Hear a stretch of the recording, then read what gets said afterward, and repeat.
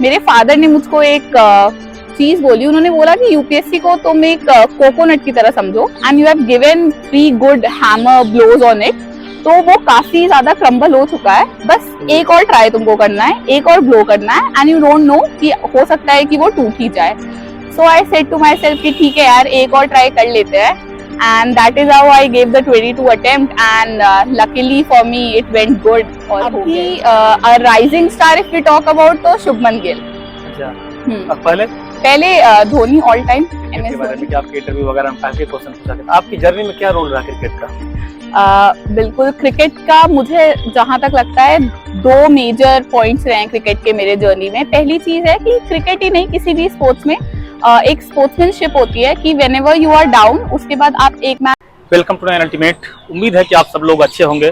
आप सब लोगों के लिए मैंने कई सारे टॉपर के इंटरव्यू किए, तो अभी हमारे साथ श्रेया सिंह मैम है। इनसे आज हम पूछने वाले हैं कि मैम ने कैसे कैसे तैयारी किया, कौन सी किताबें पढ़ी, तैयारी के दौरान क्या क्या स्ट्रगल रहा, सब कुछ। यदि आप लोग नया है चैनल को सब्सक्राइब करें और कोई भी डाउट हो तो आप सब लोग मुझे इंस्टाग्राम पे मैसेज कर सकते हैं। सबसे पहले मैम आपको बहुत बहुत बधाई और शुभकामनाएं। Thank you so much. Ma'am कैसा लग रहा है आपको यूपीएससी एग्जाम क्लियर करके? बहुत अच्छा लग रहा है नैन। ये हमारा 4th अटेम्प्ट था, तो finally being in the list is something I was waiting for so long, तो बहुत ज्यादा अच्छा लग रहा है। बारे में आप बताओ शुरुआत से सब कुछ, कैसे कैसे आपने तैयारी किया, क्या स्ट्रगल है, सब कुछ बताओ अपने बारे में आप। मैं प्रयागराज उत्तर प्रदेश से बिलोंग करती हूँ और मेरा स्कूल एजुकेशन वहीं से था। उसके बाद फिर कॉलेज के लिए मैं IIIT वडोदरा गई, वहां से मैंने बीटेक इंफॉर्मेशन टेक्नोलॉजी में किया।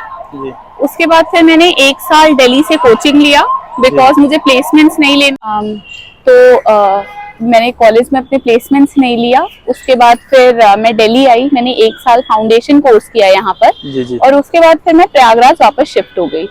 फिर मैंने अटेम्प्ट्स वहां से देने स्टार्ट किए। 2019 मेरा फर्स्ट अटेम्प्ट था जिसमें मेरा प्रीलिम्स नहीं क्वालिफाई हुआ था। फिर 2020 में मेरा प्रीलिम्स क्वालिफाई हुआ बट मेंस नहीं क्वालिफाई हुआ। फिर सरप्राइजिंगली 21 में जब मैं थोड़ा मेंस रेडी थी तो मेरा प्रीलिम्स क्वालिफाई नहीं हुआ वापस से, which was a major shocker। and then finally 2022 में तीनों स्टेजेस पार हुई, तो ये मेरी अभी तक की जर्नी रही है। Okay ma'am. मैम तैयारी के दौरान कभी ऐसा हुआ कि आप बहुत ज्यादा डिमोटिवेट हो गई हो, फिर आपने कैसे फिर संभाला अपने आप को? ऑब्वियसली ये तैयारी थोड़ा ज्यादा लॉन्ग है, एक छोटी रेस ना हो के मैराथन है, तो ऐसे टाइमिंग्स आए थे जब मुझे ऐसा लगा कि यार प्लेसमेंट ही ले लेना चाहिए था, क्या यहाँ पे आ गए। बट आपका जो वाई फैक्टर है वो बहुत स्ट्रांग होना चाहिए। जब मैंने डिसाइड किया था कि मुझे सिविल सर्विसेज को परस्यू करना है, तो मेरा जो वाई फैक्टर था कि मुझे ग्रास रूट लेवल पे चेंजेस लाने हैं और मुझे इस चीज की तरफ मेरा रुझान है, तो मुझे वो चीज हमेशा से मोटिवेट की है। और इसलिए जब भी मैं डाउन होती थी तो मैं हमेशा सोचती थी कि why I started in the first place, तो वो चीज मुझे काफी ज्यादा मोटिवेशन देता था। And apart from that my family and friends have been a very constant support for me, तो उनके वजह से ही आज ऐसा है कि आई हैव क्वालिफाइड दिस, तो ऐसा रहा है मेरा जर्नी। प्लान बी के बारे में आपको सिलेक्शन नहीं होता, फिर आपने क्या प्लान बी रखा था? प्लान बी तो नैन हमारा ये था कि मैंने मास्टर्स कर लिया था अपने ऑप्शनल सब्जेक्ट में, सोशियोलॉजी में। And apart from that plan B के लिए तो मेरा बीटेक इंफॉर्मेशन टेक्नोलॉजी भी था। तो मैं हमेशा खुद को यही समझाती थी कि मैं बहुत हार्ड वर्क कर रही हूँ और ऐसा नहीं है कि अगर मैंने इतनी मेहनत की है तो आई वोंट गेट एनीथिंग। मुझे ये था कि आई विल गेट समथिंग। और प्लान बी के लिए मुझे यही लगता था कि whenever you do hard work तो कुछ ना कुछ तो आपके पास आना ही था। तो वो मैं इतना ज्यादा वो नहीं करती थी, प्लान नहीं करती थी। But at the same time मेरे पास मास्टर्स डिग्री भी थी, तो I could have gone for net PhD और may be job in the corporate sector. अच्छा मैम, जब आपका रिजल्ट आया सबसे पहले आपने PDF जब देखा तो किसे कॉल किया? मैं एक्चुअली प्रयागराज में थी बट बाहर थी मैं, तो मैंने सबसे पहले घर पे कॉल किया और मम्मी को बताया कि रिजल्ट फाइनली आ गया है। And then she was like कि अच्छा रुको रुको मत बोलो, आई विल प्रे फर्स्ट। मैं बोला अरे हो गया है यार, अभी मत करो पूजा। तो दैट वाज द थिंग। तो पूरा दिन कैसा रहा आपका? काफी अच्छा, बहुत ओवरवेलमिंग था एक्चुअली, बिकॉज इतने ज्यादा मैसेजेस आ रहे थे। 1-1:30 बजे के आसपास में रिजल्ट आया। हाँ, रिजल्ट आया और उसके बाद फिर मतलब व्हाट्सएप पे 120 चैट्स, मुझे याद है मैंने स्क्रीनशॉट लिया था। कि ऐसा कभी नहीं हुआ था कि मेरे व्हाट्सएप पे 120 चैट्स पे कुछ ना कुछ मैसेज हो, फिर क्योंकि मैं सोशल मीडिया से थोड़ा दूर ही रहती थी और कॉल्स पे कॉल्स आ रहे थे, तो बहुत ज्यादा ओवरवेलमिंग हो गई थी वो पूरी चीज। तो ये उस दिन का हाल था। ओके मैम, प्रीलिम्स के लिए आपका क्या स्ट्रेटजी रहा था? प्रीलिम्स के लिए ये है कि आपको प्रीवियस ईयर क्वेश्चंस को बहुत ज्यादा अच्छे से करना है, क्योंकि काफी क्वेश्चंस रिपीट होते हैं और आपको मॉक टेस्ट के थ्रू ये जानना है कि what is your safe limit, कि आप कितने क्वेश्चंस करें। लगाया था इस बार तो मैंने बहुत ज्यादा मॉक टेस्ट लगाए थे। एक तो मैंने SFG प्रोग्राम को पूरा किया था, तो वो करीब 47-48 टेस्ट उसमें थे। वो हाफ टेस्ट होते थे, खैर 1 घंटे के। उसके अलावा मैंने करीब 15-17 सेक्शनल टेस्ट लगाए थे और 10 to 11 फुल लेंथ टेस्ट लगाए थे। फुल लेंथ टेस्ट लगाए थे जी। तो आंसर राइटिंग की तैयारी आपने कैसे कैसे किया था और कब आंसर राइटिंग की शुरुआत करना चाहिए स्टूडेंट को? Answer writing was one aspect जो मेरा पिछले मेंस में थोड़ा सा पीछे रह गया था। तो इस बार इवन बिफोर प्रीलिम्स की तैयारी मैंने फरवरी के अराउंड शुरू की थी, बट नवंबर से ही मैं आंसर राइटिंग की चीजें कर रही थी। Like when you read a certain chapter और सर्टेन बुक, आप उसके प्रीवियस ईयर थीम्स उठाइए और उसको देखिए कैसे सवाल आए हैं, और उसके बाद आप लिखिए, अपने पीयर ग्रुप से इवैल्यूएशन करा लीजिए, तो उससे आपको काफी हेल्प मिलती है। तो इस तरीके से आंसर राइटिंग था। And as soon as prelims got over और रिजल्ट्स आ गए, उसके बाद फिर मेंस के लिए आप वापस से कोई टेस्ट सीरीज ज्वाइन कर लीजिए और फिर उसमें आप आगे बढ़ जाइए। तो ये ओके मैम, कोचिंग का क्या योगदान रहता है इस एग्जाम में? कोचिंग एस्पिरेंट को लेना चाहिए या नहीं लेना चाहिए? देखिए, कोचिंग का मतलब डिफरेंट रोल है फॉर डिफरेंट पीपल। मेरे लिए ऐसा था कि I was from a BTech background, मेरे पूरे परिवार में कोई भी सिविल सर्विसेज के फील्ड में नहीं था, तो फॉर दैट मैटर मेरे लिए कोचिंग ने एक गाइडेंस का काम किया कि where I should go. If you already have that guidance, तो self study is all that matters. Self study का कोई भी विकल्प नहीं है, चाहे वो कोचिंग हो, चाहे वो कोई सीनियर हो, चाहे वो कुछ भी हो। तो कोचिंग के बिना भी I have seen friends qualifying it, and coaching के साथ भी लोगों ने क्वालिफाई किया है। तो it is up to the person themselves what they decide. Ma'am, आपने सोशल मीडिया का कितना इस्तेमाल किया, जैसे कि व्हाट्सएप हो गया, फेसबुक हो गया, ट्विटर वगैरह? फेसबुक और इंस्टाग्राम तो मैंने कम यूज किया है, बट टेलीग्राम और व्हाट्सएप पे मैं लगातार बनी हुई थी। सो टेलीग्राम पे मैंने काफी सारे टॉपर्स के चैनल्स फॉलो किए हुए थे, जिसके थ्रू मुझे वीडियोस मिल रहे थे, उनके टॉपर्स टॉक्स एंड देन उनके टॉपर्स कॉपीज एटसेट्रा। तो that was helpful. Then on WhatsApp भी ग्रुप्स बने हुए थे, जो पीयर ग्रुप्स थे, हम लोग इवैल्यूएशन टेस्ट वगैरह डिस्कस करने के लिए बनाए थे।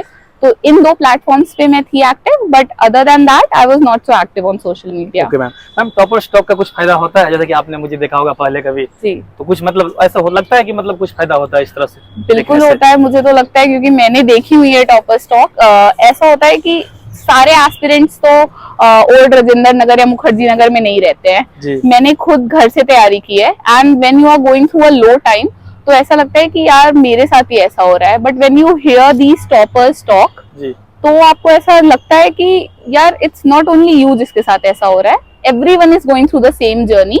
तो all you have to do is कि उन्होंने क्या किया था, उनके भी लोज आए थे, वो काम रहे, वो करते रहे अपना मेहनत, और उसके बाद उनका क्लियर हो गया। तो that is what you have to do. तो मुझे लगता है इस तरीके से टॉपर स्टॉक काफी हेल्पफुल साबित होती हैं। पूरे दिन का अपना टाइम टेबल बताओ कि कैसे कैसे आप दिन की शुरुआत करती थी, फिर कैसे कैसे रात तक, मतलब पूरा बताइए आप दिन से। तो मतलब हमेशा तो एक टाइम टेबल नहीं रहता था, it used to change depending on exams कितने दूर हैं। बट लेट्स से अगर एग्जाम्स में 2-3 महीने का अभी टाइम है, तो व्हाट यूज्ड टू हैपन, मैं 7-8 बजे के अराउंड उठती थी, और उसके बाद फिर पहले करंट अफेयर रिविजन वगैरह करती थी, जो मेरे नोट्स होते थे। और मैंने 3-3 घंटे के स्लॉट्स बनाए हुए थे मेंस और प्रीलिम्स के हिसाब से, ताकि मुझे आदत हो एक बार में 3 घंटा और 2 घंटे का वो साइकिल में बैठने का। तो फिर मैंने 3 घंटे कुछ पढ़ा, फिर उसके बाद फिर मैंने 1 घंटे का ब्रेक लिया, उसमें ब्रेकफास्ट वगैरह किया, फिर मैंने 2-3 घंटे का एक स्लॉट रखा, उसमें पढ़ा। इस तरीके से जो है मैं आगे बढ़ती थी, और 3-4 स्लॉट्स ऐसे पूरे डे में होते थे। मैम, इंटरव्यू की तैयारी आपने कैसे किया था और कितने मॉक दी थी आपने, और फिर वहाँ पे क्या क्या क्वेश्चन वगैरह पूछा गया था? तो ये मेरा फर्स्ट इंटरव्यू था, जिसके लिए मैं काफी नर्वस थी। बट इंटरव्यू की तैयारी I started with seeing toppers के वीडियोस। उनको मैंने देखा कि what exactly needs to be done, और उसके बाद फिर मॉक स्टार्ट किए मैंने और पीयर ग्रुप्स में डिस्कशन स्टार्ट किए। तो मॉक्स मैंने टोटल 11 दिए थे, जो कि काफी ज्यादा बोले जा रहे थे, बट वो मैंने 11 दिए, वो काफी हेल्पफुल रहे। और उसके बाद पीयर ग्रुप्स का जो डिस्कशन होता है वो उससे भी ज्यादा हेल्पफुल होता है, बिकॉज आप एवरीडे टॉपिक्स, करंट अफेयर्स हो गए या फिर आपके डैफ में जो टॉपिक्स है वो हेल्प करता है। अब मेरे इंटरव्यू में ऐसा था कि मेरे डैफ में क्रिकेट हॉबी भरी हुई थी, तो मेरा इंटरव्यू ही स्टार्ट हुआ क्रिकेट से, because for them seeing a girl who plays and watches cricket was something very unusual. तो मेरा काफी इंटरव्यू क्रिकेट पे चला, which was a good thing for me because I love watching cricket. तो मैंने answer भी बहुत अच्छे से किया। उसके बाद थोड़ा मेरा सोशियोलॉजी पे चला इंटरव्यू, एंड देन बाकी का विमेन इश्यूज पे चला। और ओवरऑल मुझे मार्क्स भी अच्छे मिले, तो इसलिए मेरा तो एक्सपीरियंस काफी अच्छा रहा इंटरव्यू का। Okay ma'am. मैम आप जैसे कि बताइए आपका क्रिकेट में आपका फेवरेट प्लेयर कौन सा है अभी? अभी rising star if we talk about तो शुभमन गिल। अच्छा। अब पहले Dhoni, all time MS Dhoni. अच्छा।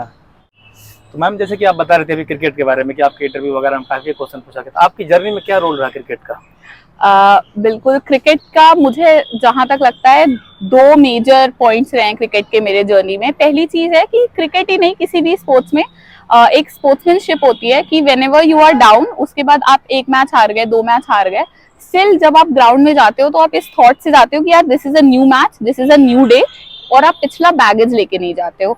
तो जैसे मेरा ये 4th अटेम्प्ट था, तो मैं अपना पिछला कोई बैगेज लेके नहीं गई थी कि मैंने 3 अनसक्सेसफुल अटेम्प्ट्स भी झेले हुए हैं। तो this was one thing, her bar down होने के बाद आपको जो उठना होता है वो मुझे क्रिकेट ने सिखाया। और दूसरा, चाहे वो IPL मैचेस हो, चाहे वो ODIs हो, T20 हो, I used to watch all of them, और उससे काफी री एनर्जाइज हो जाती थी मैं, क्योंकि ये प्रिपरेशन बहुत टैक्सिंग होती है।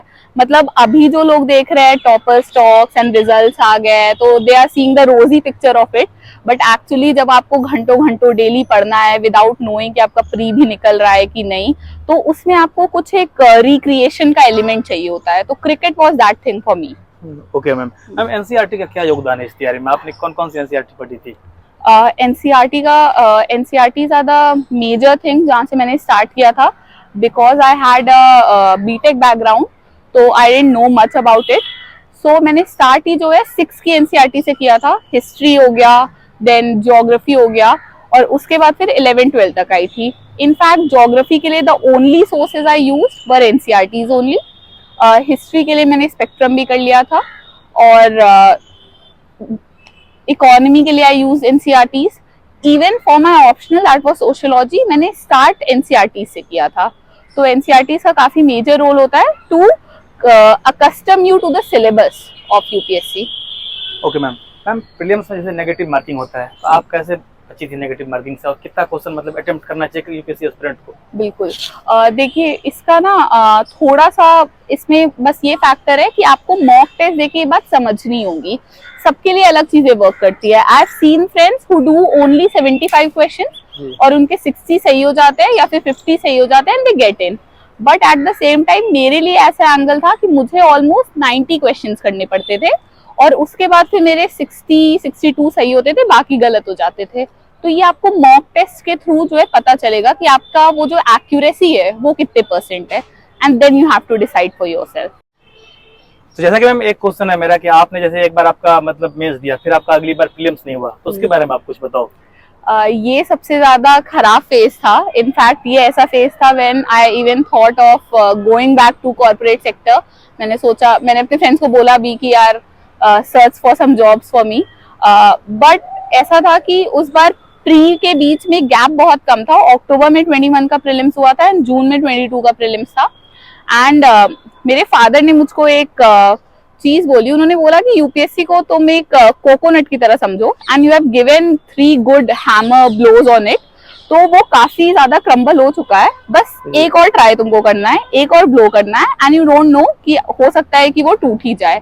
सो I said to myself कि ठीक है यार, एक और ट्राई कर लेते हैं, and that is how I gave the 22 attempt, and luckily for me it went good, और हो गया इस बार फाइनल सिलेक्शन हो गया जी। Okay ma'am. इससे पहले आप क्या सोचती थी, मतलब जिसका सिलेक्शन था उसके बारे में आपको क्या सोचना होता था? मुझको मतलब सच में ये बात तो है, मुझको ऐसा लगता था यार कुछ तो अलग करते होंगे वो लोग, समथिंग कहीं इज ना कहीं देयर। कमी तो है स्टडी में, हाँ, है ना? कहीं ना कहीं कुछ तो है, जी। बट इट्स जस्ट की कंसिस्टेंसी एंड डिसिप्लिन, और उसके बाद doing the right things. And right things कुछ बहुत अलग नहीं है, सिलेबस, प्रीवियस ईयर क्वेश्चंस को करते रहना है, and that will bring you results. फिर क्या सीखा आपने, मतलब पिछली गलती से जब रिजल्ट हुआ है आपको क्या लगा कि कहाँ कमी रह रही थी? हर बार आप अलग गलतियों से, जब मेरा प्रीलिम्स नहीं निकला, then I came to know कि प्रीवियस ईयर क्वेश्चंस कितने इंपॉर्टेंट है। जब मेरा मीन्स नहीं निकला, then I understood the importance of answer writing. फिर जब मेरा वापस प्रीलिम्स नहीं निकला, वो थोड़ा सा शॉकर था, बट फिर मुझे कंसिस्टेंसी और डिसिप्लिन की वैल्यू समझ में आई, एंड देन फाइनली जब सब चीजों को कंबाइन किया तो इस अटेम्प्ट में एक रैंक मिल गई। ओके मैम, थैंक यू, आपने मुझे अपना टाइम दिया। Thank you so much ma'am. Ma'am आप हमारे सब्सक्राइबर को क्या कहना चाहोगी? All the best to everyone, जो लोग 2023 का मेंस दे रहे हैं, आई होप आप सब लोग लग गए होंगे रिजल्ट्स के बाद। एंड जिन लोगों का अनफॉर्चुनेटली ये प्रीलिम्स ना क्वालिफाई हुआ है, डोंट लूज होप, बिकॉज ऐसा मेरे साथ भी हुआ है, और ये कोई बहुत बड़ी बात नहीं होती है। You just have to follow the steps, mains की प्रिपरेशन करो और फिर आगे वापस प्रीलिम्स में लग जाना है। So all the very best to everyone, thank you. Thank you.